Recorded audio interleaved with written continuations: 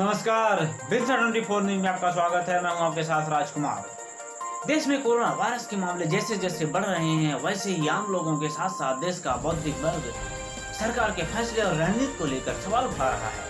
चिकित्सकों और स्वास्थ्य कर्मियों की 3 जानी मानी हस्तियों ने कोरोना महामारी की रोकथाम के लिए सरकार के कदमों की कड़ी आलोचना की है। साथ ही इंडियन पब्लिक हेल्थ एसोसिएशन के अलावा Indian association of preventive and social medicine और इंडियन एसोसिएशन ऑफ एपिडेमियोलॉजिस्ट ने प्रधानमंत्री मोदी, केंद्रीय स्वास्थ्य मंत्री हर्षवर्धन के साथ साथ तमाम राज्य सरकारों को चिट्ठी भेजी है। इन संस्थाओं का कहना है कि बिना सोची समझी लागू की गई कई नीतियों के कारण देश मानवीय त्रासदी और महामारी के फैलाव के मामले में भारी कीमत अदा कर रहा है।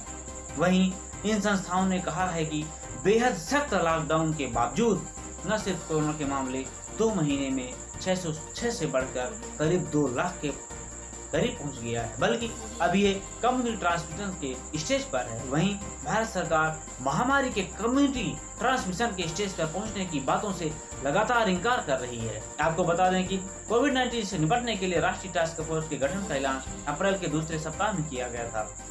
रविवार को जारी बयान में हस्ताक्षरकर्ताओं में सरकार की कोविड-19 नेशनल टास्क फोर्स के महामारी विशेषज्ञ समूह के प्रमुख डॉक्टर DCS रेड्डी और एक अन्य सदस्य डॉक्टर शशिकांत भी शामिल है।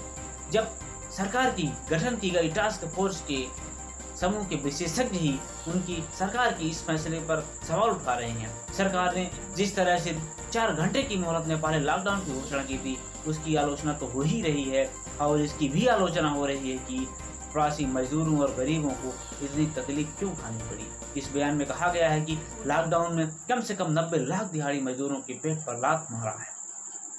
भोजन के अधिकारों के लिए काम करने वाली संस्था राइट टू फूड के मुताबिक तालाबंदी के चलते 22 मई तक देश भर में भूख दुर्घटना कई कारणों से 670 से ज्यादा मौतें हो चुकी हैं।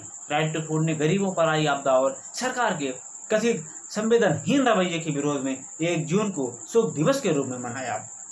इंडियन पब्लिक हेल्थ एसोसिएशन की general secretary doctor Sanghamitra Ghosh ने कहा कि नरेंद्र मोदी ने चिकित्सकों और स्वास्थ्य विशेषज्ञों के एक टीम को कोविड-19 पर विचारों के आदान प्रदान के लिए 24 मार्च को बुलाया था, लेकिन लॉकडाउन को लेकर निर्णय पहले ही लिया जा चुका था।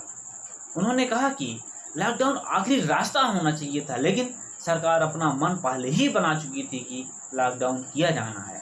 इन स्वास्थ्य संस्थाओं ने सरकार को कई सुझाव भी दिए हैं, जिनमें केंद्र, राज्य और जिला स्तर पर स्वास्थ्य क्षेत्र के विशेषज्ञों और समाजशास्त्रियों की टीम का गठन करने, कोविड से जुड़े डेटा पर आसानी से पहुंच, लॉकडाउन खत्म करने और क्लस्टर बंदी लागू किए जाने और अस्पताल को आम लोगों के लिए खोले जाने की बातें भी शामिल हैं। आप इसी तरह देश दुनिया की खबरों के लिए बने रहिए बिंसा 24 न्यूज के साथ। अगर आप चैनल में नए हैं तो हमारे चैनल को जरूर सब्सक्राइब कर ले और बेल आइकन को भी दबा लें, जिससे आपको आने वाली वीडियो